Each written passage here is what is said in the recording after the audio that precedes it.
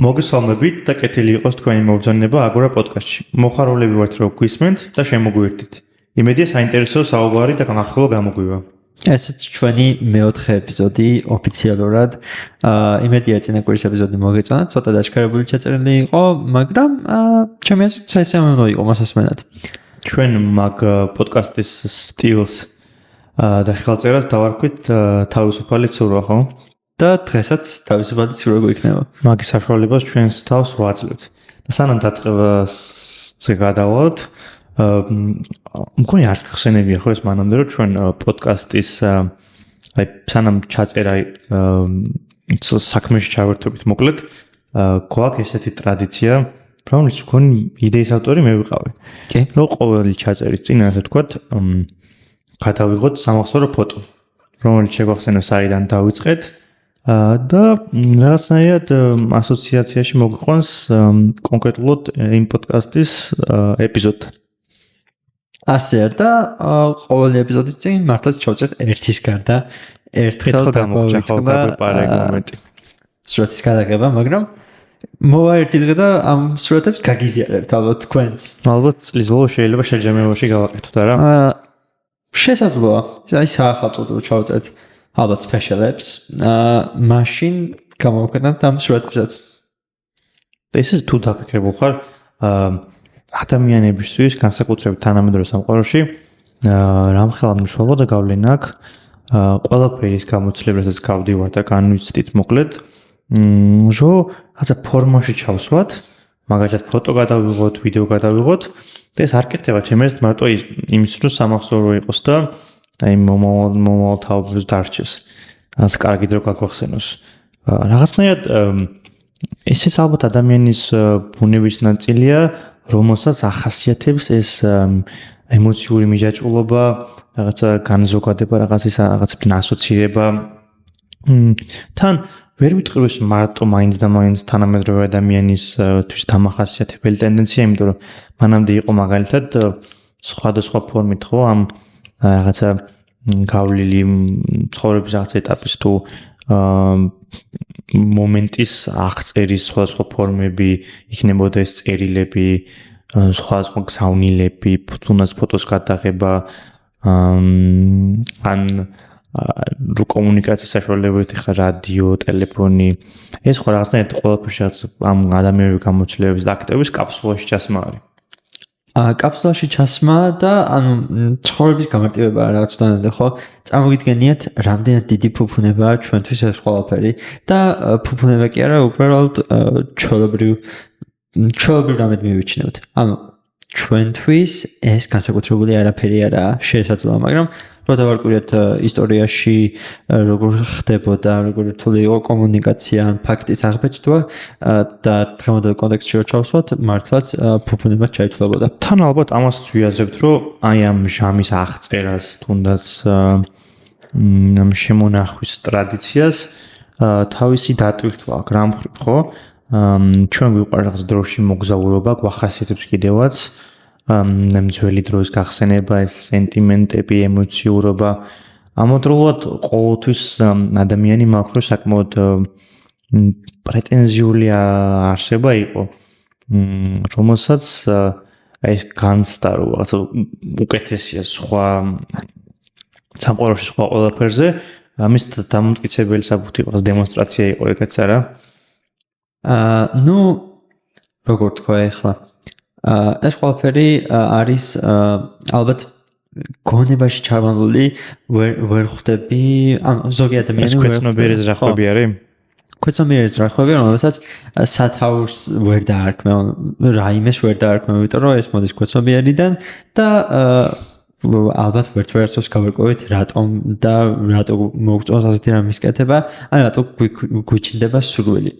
რავი, მაინც ყოველთვის არის ის, რომ რაც მოგწონს, ის კეთებაც მოგწონს, მაინც გსურს, რომ ჩაიბეჭდო და თქო, იცით რომ გაახანგრძლივები გამოცდილება და აი ამ ადამიანურ გარკვეულწილად ეს მიამიტური მიდგომაც არის ხო, რომ რაღაცა ეთაყვანები არა, მაგრამ შენ თავთან საკუთარ თავთან რაღაცნაირად ჭიდილი გაქვს, რაც შეიძლება დიდხანს გაგრძელდეს, როგორც თქვი, გაახანგრძლივო. და შენი ნაწილი იყოს, შენი იდენტობის ნაწილი იყოს, შენი არსებობის ნაწილი იყოს. ხო და ეს ხო ადამიანური მომენტია კიდე ისეთ ქვაც მინდა, მაგრამ წინაზე ვეღარ დავასრულე. რამდენად ეს აი განცდა გვაქვს, ну შინაგანი იქნება თუ რაღაცა ისტორიული გამოცდილებაც არის, ჩვენ ხო ამას დღეს ხوار ვაკეთებთ, ან გუშინ ხوار ვაკეთებთ, ხოლმე მარტო ხوار გავაკეთებთ. თაობები წავიდა რაღაცა ცივილიზაციები, რომელთაც სხვადასხვა საშუალებები ჰქონდათ ამ პრაქტიკის რეალობაში მოსაყვანად და განსახორციელებლად. და თან ეს გვაძლევს აი ჩვენი რაღაცა სარკედი გზევა, რომ აი რა შევძელით, რა გამოგვივიდა, როგორ შეიძლება ყველაფერი ხო. და სწორედ ამიტომაცაა, რომ ბევრ ჩვენგანს, მეც მაგალითად წლების წინ 5 და 6 წლის წინ გადაღებული სურათები ან ვიდეოები ჯერ კიდევ შენახული მაქვს ტელეფონში. გონი ყველა ოჯახში ეს ოჯახური ალბომები. ყველაზე სასიამოვნო ზუსტად ეგ იყო. არა ტელეფონში შენახული, არამედ რაღაც თაროზე რო შემოდებული, შემოდებული. ჩემს ოჯახში რამოდენიმე წიგნაკივით იყო, სადაც მართლაც ფიზიკური სურათები იყო. გონი მარტო ახარ. და ძალიან სასიამოვნო და საინტერესოა, ანუ რამდენჯერაც უნდა შეხედო, ყოველთვის სიამოვნებს თავიდან გადათვალიერება. დროში მოგზაურობას არ გავს რაღაცა მექანიზმია დროში მოგზაურობს. თან ეს ერთადერთი საშუალებაა, რომ მაგალითად ვნახო ჩემი მშობლები როგორები იყვნენ ახალგაზრდობაში, იმიტომ რომ მათი სურათებიც არის შენახული. ფაქტია ეს. და ეს ისეც რთულია, რომ ნახო ტელეფონში მაგალითად არ იქნება მათი სურათები, იმიტომ რომ მათ დროს არ იყო ეს. ეს შენი ეს რა განსხვავებას იძლევა ეს ფიზიკური ეს ფიზიკური გამოცდილება თუნდაც აი ციფრულთან ან თანამედროვე საშუალებებთან. ვფიქრობ, რომ ფიზიკურად როცა ხედავ სურათს, უფრო ინტიმური არის. უფრო ინტიმურია, ბევრად უფრო. იმიტომ რომ როგორი რა განცდა იცი? აი ციფრულად შეიძლება ნებისმიერ დროს ნახო ნებისმიერი რამ, მაგრამ ფიზიკურად ეს ყველაფერი დღევანდელ სამყაროში არ ხდება, იმიტომ რომ ძირითადად მაინც ციფრულ ცხოვრებაზეა მთელი სამყარო გადასული და აი მაგალითად მე საკუთარ გადაღებულ სურათს არასდროს არ მოვეჭდავდი და როცა არსებობს ეს ნამდვილად ამოვეჭდული სურათები, სხვანაირი განცდა, უფრო ღრმად გწვდება როგორც ადამიანს და უფრო ემოციურობას იწვევს. თან იქ ხო მარტო ვიზუალური მხარე არ არის, ხო? რაღაცა ფორმა ხო არ არის. რაღაცა სუნი არის, იქ რაღაცა დამახასიათებელი ლაქა არის, წარწერები არის. თან ამ ყველაფერს ხო თავის რაღაცა ნარატიული ისტორიებიც მოყვება, აი გადმოიღება ამ ალბომს, გადახედავ ჭრელ ფოტოებს, სხვა ადგილზე სხვა ხალხთან სხვა დროს გადაღებულ ფოტოებს. და ყველაფერს თავისი ახსნა, ყველაფერს თავისი ადგილი აქვს და საბოლოო ჯამში აი ესეთი მომენტები არის შემადგენელი ჩვენი ცხოვრების. სხვა რა უნდა იყოს. აი ეს ლაქებზე და ანუ ხანდახან ფუჭდება ეს სურათები და შეიძლება მომენტში მართლაც გეწყინოს და სევდიანი იყო, მაგრამ რამდენიმე წელს მე რო გადახედავ, მიხვდები რომ აი ეს როგორ მომივიდა, რასასაცილოა და ასე შემდეგ. ცოტა ხანი ისე ყოველთვის ასეთი რაღაცების გახსენება კარგი გამოფხიზლების ნიშანია. ყველაფერს ჩვენ ასე გარანტირებული გონია და ყოველდღიურობის ნაწილია. მართლა ყოველდღიური ადამიანური რუტინის ნაწილია. რა ფუფუნებად შეიძლება და რა პრივილეგიად შეიძლება ჩაითვალოს. და რაღაცა ცოტა უკან დახევის საშუალებას გვაძლევს რაღაც გადავიაზროთ. თურმე იცი რაღაც დროის წინ ეს არ ყოფილა. და არ იყო ეს ყოველდღიურობა, მაგრამ ახლა არის. ხო ეს რაღაც ისტორიით დაინტერესება არის და გამოკვლევის პროცესი მით უმეტეს საქართველოს სადაც ოჯახური ეს გენეალოგიები ან ტრადიციები ისტორიები არის თუ ისე შესწავლილია და ყველაფერი ძირითადად არიან ფალსიფიცირებული ფაქტები, ისტორიები, ყველა რაღაცა გვარს თუ საგვარეულოს თავისი სასურველი ვერსია აქვს. ვინ იყვნენ, ას წარმოადგენენ, როგორ წარმოიშნენ და ასე შემდეგ. ну მაინც ყველაფერი ჩვენთან სიტყვით არის შენახული.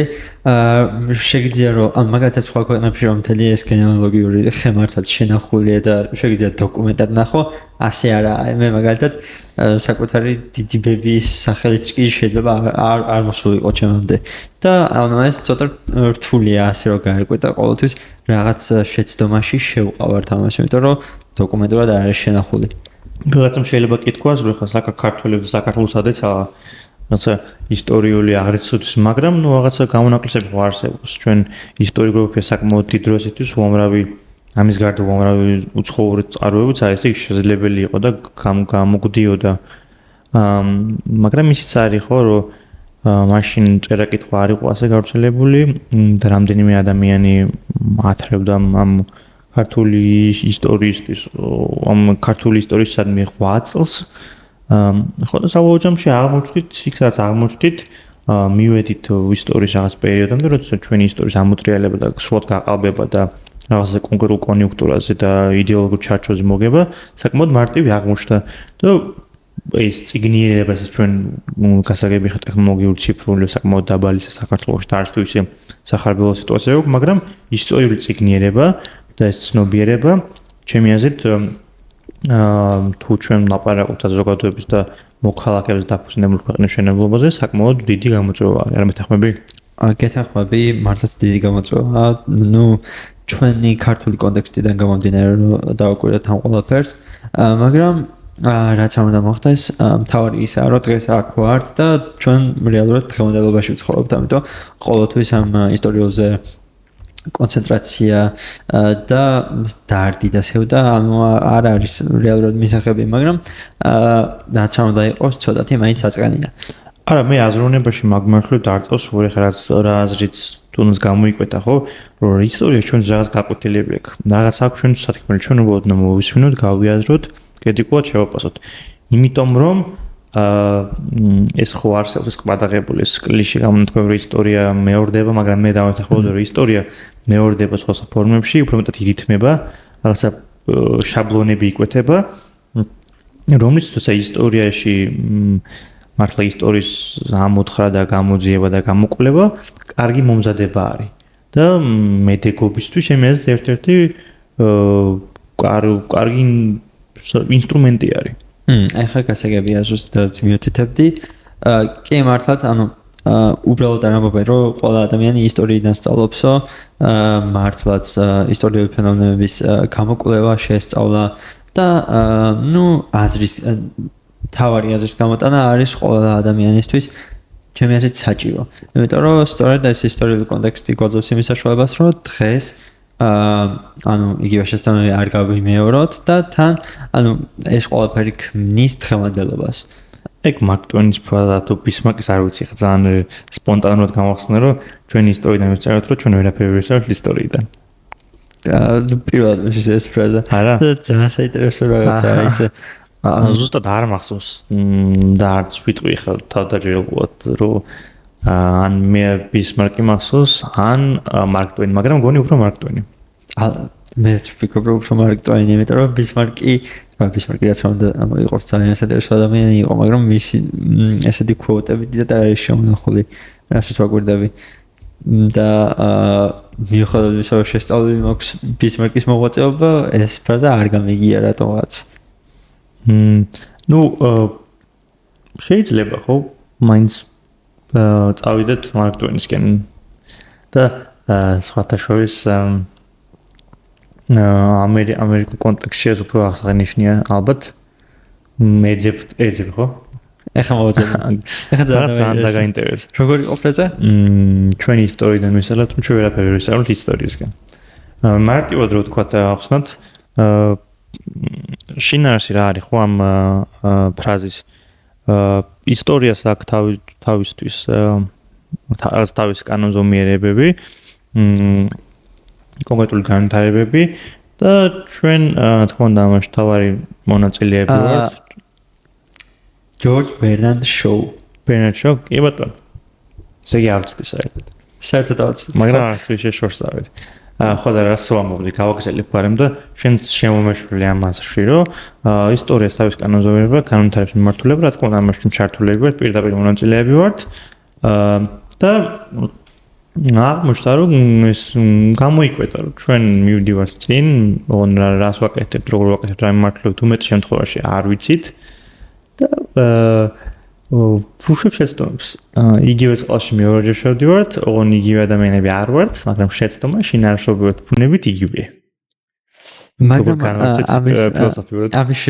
ამასთან დაკავშირებით მაინც ვერაფერს ვერ ვიზამ, იმიტომ რომ ჩვეულებრივი ადამიანური აქტია, შეცდომის გარეშე ვერავინ ვერ ცხოვრობს და ანუ ის რომ შეცდომა არ გაიმეორო, ეს უბრალოდ შენზეც კი არაა დამოკიდებული, არამედ შენი სიტუაციის კონტექსტიც უნდა დააკვირდე, რომ შესაძლოა შეუძლებელი იყოს, რომ რაიმე სხვანაირად გააკეთო. ან იმ გადმოსახედიდან შეიძლება მომავალში სხვანაირად მიიღო ეს ყველაფერი. გადაწყვეტილების მიღების ასხლეტას.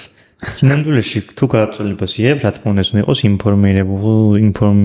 ინფორმირებული გამოცდილებას დაფუძნებული გადაწყვეტილება. ამას ემართება, რა თქმა უნდა, კონტექსტი, რომელიც არის ფაქტორი, მაგრამ არა გადამწყვეტი.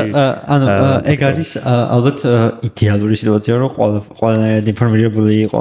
ანუ ბევრი ადამიანისთვის, ასე ვთქვათ, რთულია ასეთი რამე, მათი ხასიათიდან გამომდინარე და რავი, ალბათ იმაში გათანხმები, რომ როცა დიდ გადაწყვეტილებას იღებ, მართლაც ყველაფერი ძირფესვენად უნდა გამოიკულიო და გადაწყვეტილება მხოლოდ ამის შემდეგ უნდა მიიღო. მაგრამ არ გამოდის ყოველთვის ასე და ბევრი ცდილობის მიუხედავად მაინც ვრჩებით ხოლმე უკმაყოფილოები. იცი ახლა რაზე დავფიქრდი, ჩემი ეს ყველაზე დიდი წვლილი რაღაცა ისტორიაში, ჩვენ ცივილიზაციის და ადამიანების განვითარებაში, აი რა მიმართულებებმა შეიტანა ყველაზე დიდი წვლილი. და შეგვიძლია გამოყოთ ადამიანები დიდი მოაზროვნეები და მოღვაწეები ამ მიმართულებიდან, მაგრამ მაინც მოდი მიმართულების მიხედვით წავიდეთ.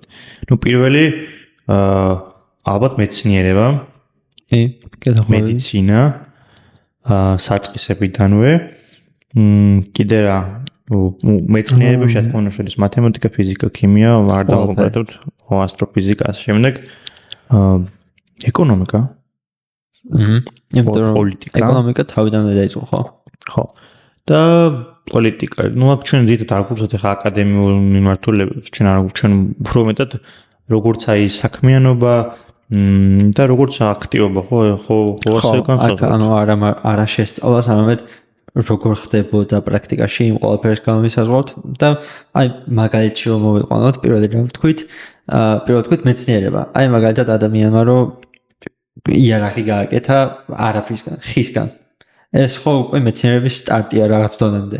და სწორედ ეს არის ჩვენი კონტექსტი, რომ ამ განვითარებაში რა იყო ყველაზე მთავარი, ხო? თუ აი კონ ტექნოლოგიას უნდა ახსნათ, ეს ცალკე აღებული ფენომენი, ხო? მაგრამ ტექნოლოგიას ხო შეიძლება მეცნიერებას მივაწევოთ ცოტათი. მაგრამ ჩვენ თანამედროვე ჰაი-ტექ რაღაცებს გულისხმობთ, მაშინ ტექნოლოგია ცალკე გამოსაყრდენი ფაქტორია. და ძალიან დიდი თქმა უნდა თანამედროვე ცხოვრების ტექნოლოგია არის საფუძველი თანამედროვე ცხოვრების ყოფას. ეს თავისთავად. და კიდე სოციოლოგია. ადამიანების ანთროპოლოგია, სოციოლოგია. ეს გარდა იმისა, რომ ხე ქართულ არის ხელოვნება, სპორტი, ბიზნესი. ხო, მაგრამ ჩვენ გამიხელოთ ყველაზე მთავარს, ამიტომ ეს ხუთით რო შემოვიფარგლოთ, რაც დავასახელეთ უკვე, ხო? რაც იყო მეცნიერება, ეკონომიკა, სოციოლოგია და პოლიტიკა. არა, ამით ახმები? კი, გეთახმები.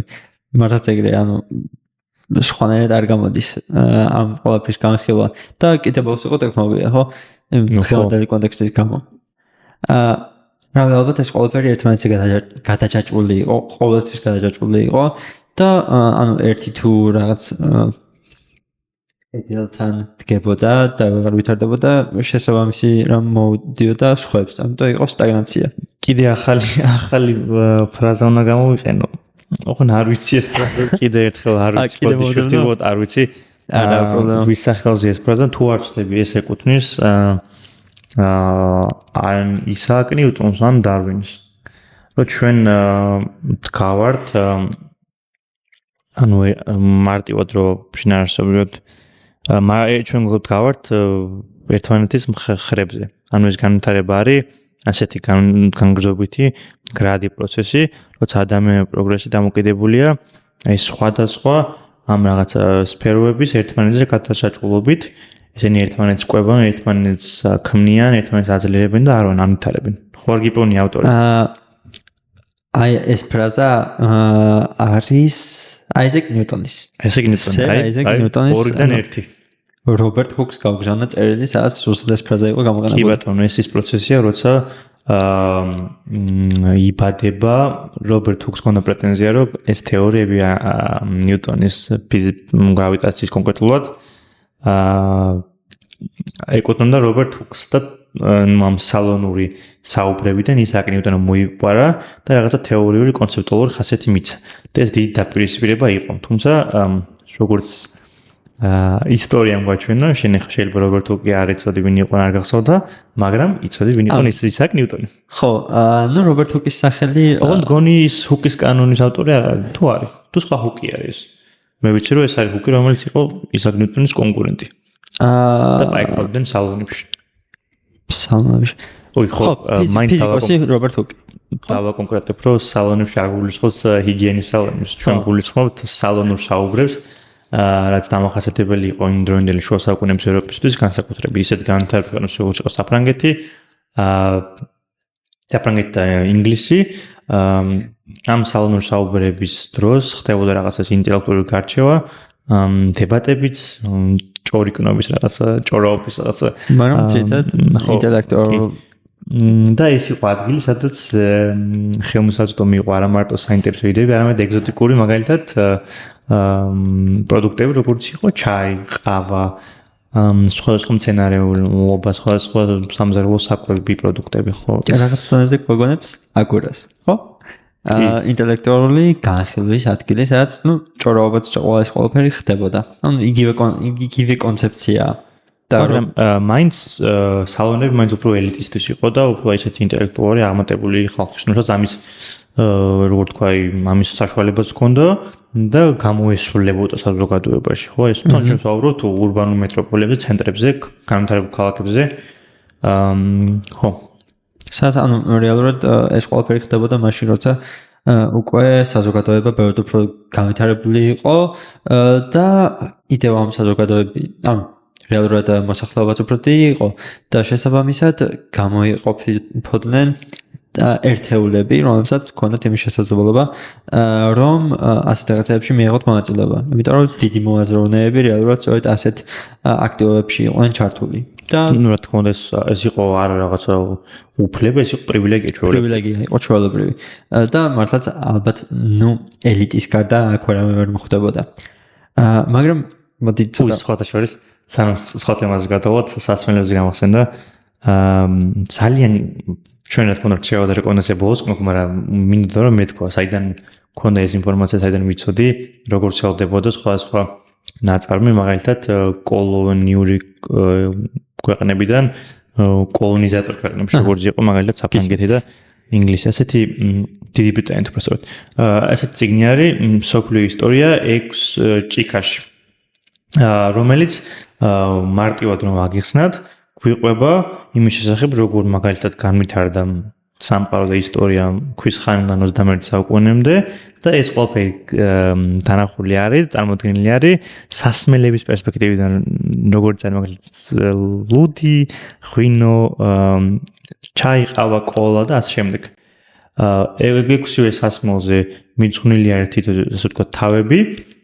მოყოლილია როგორ წარმოიშვა, როგორ აღმოჩნდა, როგორ განვითარდა, რა გზა გაიარა ამ თითოეულ მოსასრულებლად და თან პარალელურად აღწერილი არის ისტორიული მოვლენები. არ ვიცი ეს წიგნი ქართულად არის თუ არა, ნათქვამი იმედია არის. ყველას გირჩევდით.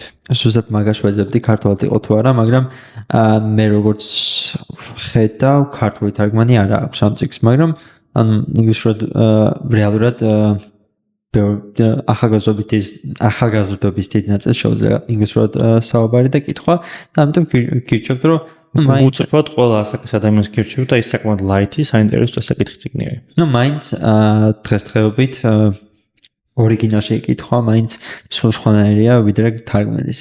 არ დახვები ამას?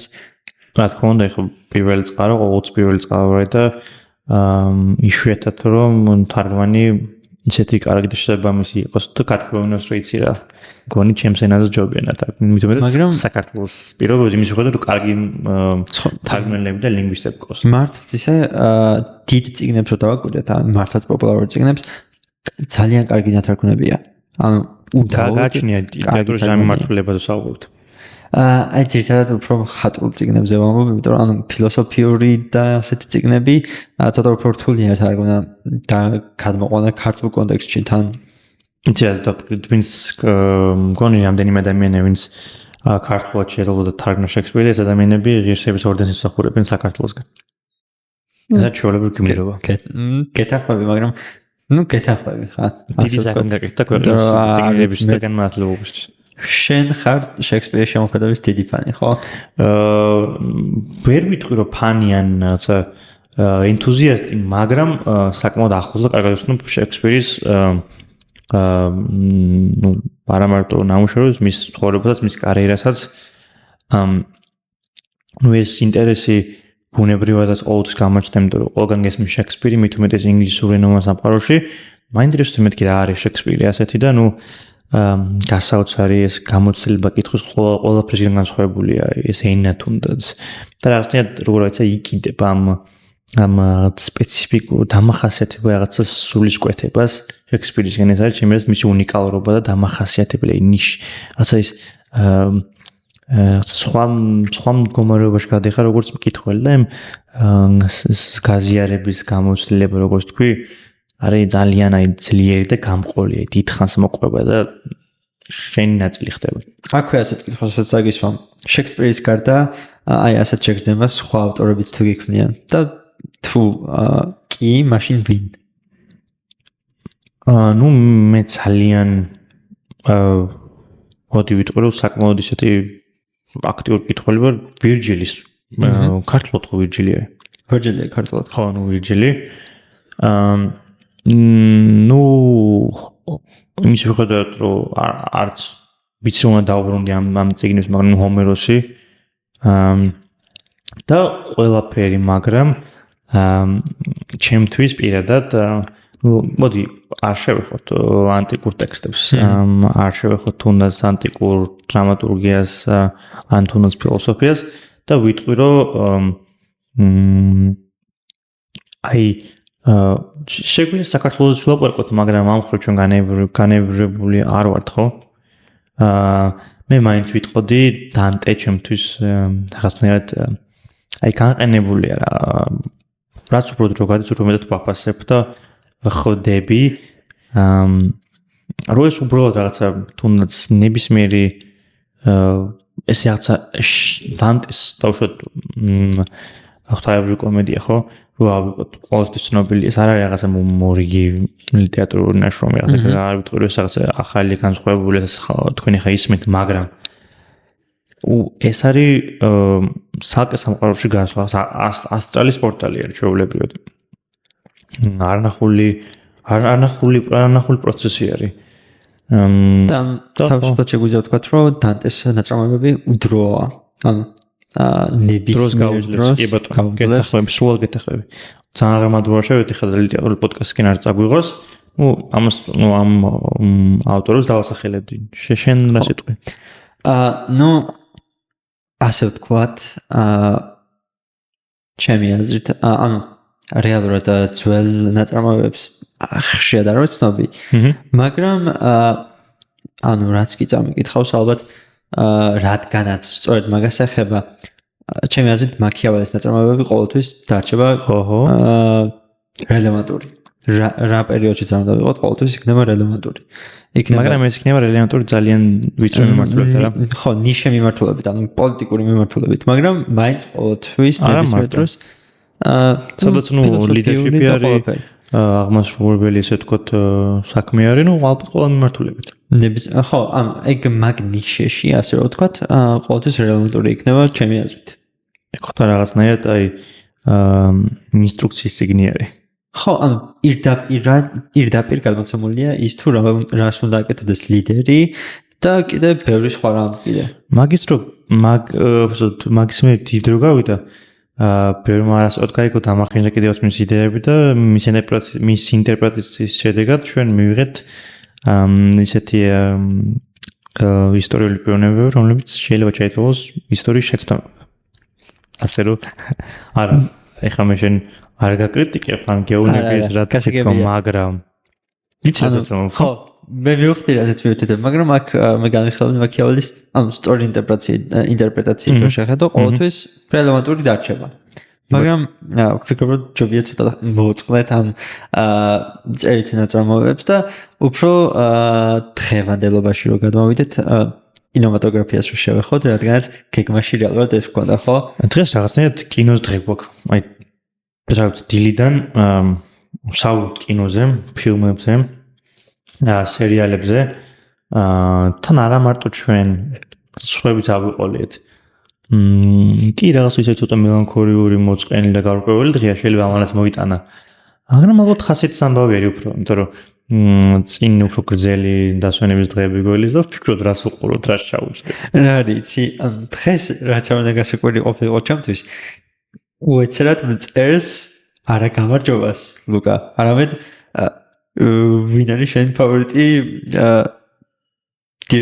რეჟისორი ხო და უბრალოდ ყველანაირი კონტექსტის და იმის გარეშე მწერს ასე პირდაპირ ამას არა გამარჯობა დინამშვიდობის არა შენი ფავორიტი რეჟისორი და გამიკვირდა რატომ მაგრამ ამის შემდეგ შევყევით და მთელი დღე ჩვენც და კიდევ სხვაებიც ჩაგვერთდნენ გამიხილავდით კინემატოგრაფიას, ფილმებს, სერიალებს და ნუ გავწყვეტეთ რომ გაგვერძელებინა პოდკასტშიც ამაზე საუბარი, ხო? უფრო დეტალურად ნოლანზე გვინდა ჩვენ ხო, ბევრი ვისაუბრეთ ნოლანზე, მის ფენომენზე კინოში, როგორ მუშაობს, საკი რაც მოვლენა არის. ნუ თან დაუფასებელია, თან არ არის, თან აღიარებული, თან არ არის. ბევრი რაღაცები არ ვიცით, იმიტომ რომ საკმაოდ ისეთი პრივატული და ცოტა თანამედროვე ცხოვრებისგან მოწყვეტილი კაცი არის. ეგ როგორ უნდა თქვა ადამიანს, რომელიც რეჟისორია ამ სამყაროში, მაგრამ ნუ ასე არის. აი მაგალითად დღეს არ ვიცი თუ იცოდეთ დეტალები როგორ მუშაობს, ხო? რომ ყველაფერი ძველ მოდროულად არანაირი ინტერნეტი, არც თუ ისე გამართული რაღაც ტექნოლოგიური უზრუნველყოფა ძალიან ჩაკეტილი გადაღების პროცესი, კასტის არჩევა, რო ეს რაღაცა სპეციალური ეს ჩანთები რო დიპლომატიებს რო ზახენე მაგით ხდება გაზიარება მსახიობებს შორის ფლოტი რა იქნება თვითონ რაზე იქნება ეს ფილმი საკმაოდ ცოტა კონსპირაციული და საიდუმლო გარემოს ქმნის რაც თავისთავად მსახიობს ხალხს თავის მაქსიმუმი გამოავლენ აი მაგალითად ჩვენ მახსენეთ ხო მეტ დეიმონი ხო სწორად მეტ დეიმონი კი ხო კაც რომელიც პრაქტიკულად გასული იყო შვებულებაში არა პენსიაში არ აქტიურობდა იმიტომ რომ საჯაროდაც განაცხადა ეს დეკლარირებულად ვიცოდით რომ მისთვის რაღაც ეტაპზე როდის იყო არ მახსოვს პრიორიტეტი იყო ოჯახი მაგრამ ნოლანმა შეძლო და ეს ადამიანი დააბრუნა და აქტიურად ჩართო მის შემდეგ პროექტში ოდისეას ველით რომელიც უბრალოდ არის ალბათ ერთ-ერთი ყველაზე ძლიერი კასტი ისტორიაში არ ვიქნები ხა განსაკუთრებული თუ ამას თუ არა ეგრე არ არის ეგრეა მართლაც ეგრეა და ანუ ეს ნოლანს საერთოდ ახასიათებს რომ საერთოდ წარმოუდგენელი ბიუჯეტით ძალიან ძლიერი კასტი ყავს ყოველთვის ამ ოდისეაშიც ახლა დღეს რო შევხედოთ ტომ ჰოლანდი ალბათ ერთ-ერთი ყველაზე პოპულარული მსახიობი და ამასთანავე ნუ ზენდეია, მატ დეიმონი, რობერტ პატინსონი მართლაც ძალიან ძლიერი ან ხალხი ყავს შეკრებილი და ამიტომაც ველით მოუთმევად ოდისეას. ხო, სწორედ ამიტომაც ველით და თან ნოლანს ახასიათებს ასეთი რამ რომ ან ეს საერთოდ ყველა რეჟისორს აქვს რომ ყავთ რაღაც დონემდე ფავორიტი მსახიობები რომლებიც მეორდება ფილმებში. მაგალითად ნოლანს კრისტიან ბელთან ხშირად უმუშავია, ასევე კილიან მერფი. თუნდაც ამბობენ რომ მათთვის ყველაზე კომფორტული რეჟისორი ის არის. ნუ მაინც რო კონტექსტ დავაკვირდეთ აქ არ ჩავიყავს ისეთი ადამიანები, რომლებსაც რეალურად სოციალურ მედიაზე დიდი პრეზენსი არ აქვთ. კილიან მერფის ან კრისტიან ბელს რეალურად არ აქვთ დიდი კავშირი სოციალურ მედიასთან და უფრო ჩაკეტილად მოსწონთ მუშაობა და როლსაც კარგად მუშაობენ, ანუ მარტივად შედიან. ხო, ანუ სხვებთან შედარებით განსხვავებული მუშაობის ტაქტიკები აქვთ და ცოტა უფრო სნობები და ალბათ ჰიპერპროფესიონალები.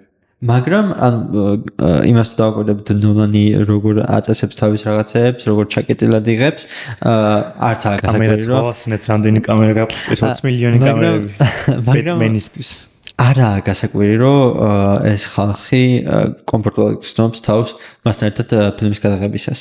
ნუ კი რა თქმა უნდა თავისებური არის, რაღაცა თავისი ამოჩემებები აქვს, მაგრამ ყველაფერს აკეთებს რომ მაქსიმუმი იყოს რეჟისორმა მსახიობისგან, მსახიობმა რეჟისორისგან.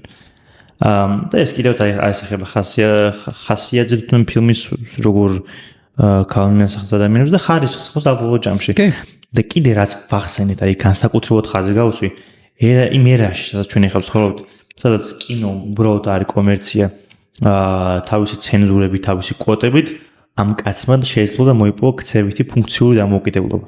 ანუ აკეთებს იმას, რაც მას სურს, რასაც საჭიროდ, კი რაღაც შეზღუდვები, რაღაც კონკრეტული ლიმიტები აქვს, თუმცა შედარებით სხვა რეჟისორებთან საერთოდ საუბარი არა, ხო? ნუ რა თქმა უნდა თავისი უცნაურობები აქვს, მაგრამ ეს მარტო მას არ ეხება, იმიტომ რომ ზოგადად ყველა ეგეთ ხელოვანს შემოქმედან სპორტს ახასიათებს კი. კი, ნებისმიერ რეჟისორს რო დავაკვირდეთ, რომელიც ძირი არიან, რაღაც თავისებურებები აქვთ და შეიძლება ცოტა უცნაურად ჩაითვალოს, მაგრამ ჩიტკოდილით არის. გენიას ყოველთვის უცნაურობები მოყოლა ხოლმე, ასე რომ ვთქვათ.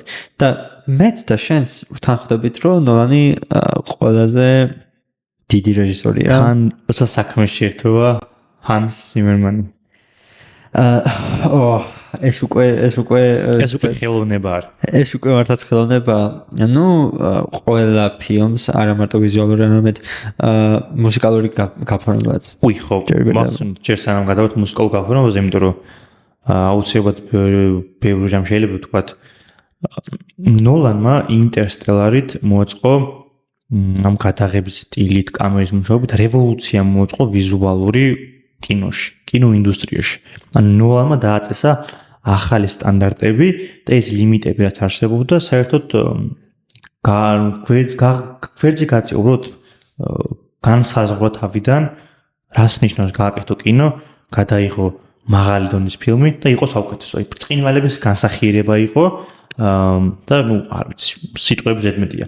და ჰანს სიმერმანის და ნოლანის კოლაბორაცია კიდე სულ თუ არაფერი ინტერსტელარი მარტო საუნდტრეკის და ვიზუალურთან ერთად მუსიკალური გაფორმების გამოხეს.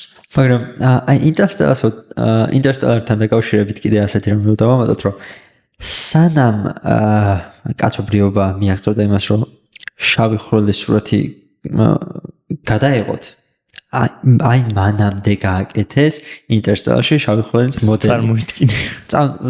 საოცრება გასაკვირია როგორ ანაირად შეძლეს ეს მეცნიერია გარკვეულწილად და წარმოგიდგენი ამას რამდენი დრო დაჭირდებოდა და რამდენი პიქსელი იყო იქ ჩაშენებული, იმიტომ რომ როგორც ვიცი ტერაბაიტებზე იყო გასული ეს რამდენი წამიანი კლიპი. შორს დავიდეთ, კეთილი იყოს თქვენი მობრძანება ნოლანის კინოსამყაროში. ანუ მართლაც ანუ შეუძლებელია ასეთი ვინმე. ბოლოს ოდისეა ხო ახსენეთ, მაგრამ თუ არ გინახავს, რა თქმა უნდა, აუცილებლად სანახავია ოპენჰაიმერი. ოჰო. ბოლო მისი შემოქმედების ჩვეულებრივი შედევრი. ოპენჰაიმერი თეატრში ოპენჰაიმერის ყურება სულ სხვა იყო, რა თქმა უნდა. მაინც. და ნუ ალბათ ნოლანის ნებისმიერი ფილმი, რომელიც გამოვა, უნდა ნახოთ თეატრში. მე ასე გირჩევთ, იმიტომ რომ კინოთეატრში. იმიტომ რომ არა მარტო ვიზუალურად, არამედ ის ხმის ეფექტები, რომლებიც ჩაწერილია, რაც ნოლანისთვის დამახასიათებელია ეს განსხვავებულობა, კინოთეატრში სულ სხვანაირად ისმის, მაგალითად ოპენჰაიმერში ის აფეთქების მომენტი. და ნუ ვიზუალადაც ახლა ჩვენ ისეთ ულტრათანამედროვე ტექნოლოგიებზე და მიდგომებზე საუბრობთ, რომ კინო არის ოპტიმალური გარემო არის. ნუ ჩვენი სიტყვები ონლაინის შემოქმედებას ვერაფერს ვერ შემატებს, იმიტომ რომ თვითონაც ეს გამოგიზავნე ეს ვიდეო. ჩემი ცხოვრება გავსო არის ბევრი კლიპები და ედიტები არის, რომ ჩემი ცხოვრება გავს კრისტოფერ ნოლანის მუს. ვერაფერს ვერ გებულობ საბოლოო ჯამში იყო თავარი აზრი და ნოლანი პასუხობს, რომ იქნებ თავარი ეს მიზანი ხო არა რომ გაიგო თავარია გამოცადო. ერთი გამოცდილება, მთელი მოგზაურობა გამოცდილებებში. და თან ანუ დიდროიანი ფილმების ჩაწერა ახასიათებს, რამოდენიმე საათზე გადაწერილი და ანუ სრული კინო არის. ხო, და თითქოს და ისეთი რამაა, რომ შენ ეს მთელი ცხოვრება უყურებდი და ინვესტიცია გქონდა ამ ფილმში, იმ 3 საათის განმავლობაში იმდენ ემოციას სხვა ადამიანი ხარ და ფილმის ბოლოს შეიძლება შენ თავს დაუფიქრდე და მიხვდე რომ იცი რა ცოტა სხვა ადამიანი ვიყავს 3 საათის წინ და თან რაღაცა ეს დრო და სიუცე იწელება. აი ამ იწელება არა ცუდი გაგებით პირიქით. აი ნახტომს აკეთებს ადამიანი, რომელიც უბრალოდ მისი შემოქმედებით თქმება. არ ვიცი, მეც რა ნოლანს.